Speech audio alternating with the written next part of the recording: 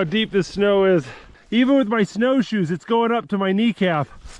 There's probably 2.5 feet of fresh snow since yesterday. I got a sneaky suspicion that my car might be very stuck when I find it.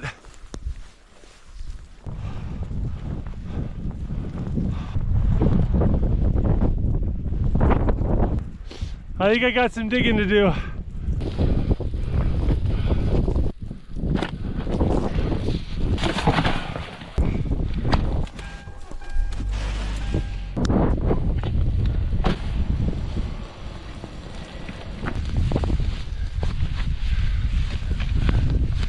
Yeah, we got a good solid 2 feet of snow.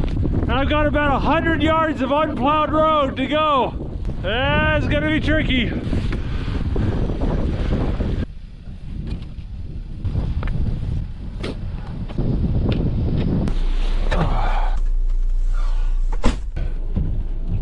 We've got absolutely no visibility. Don't need visibility unless we can drive.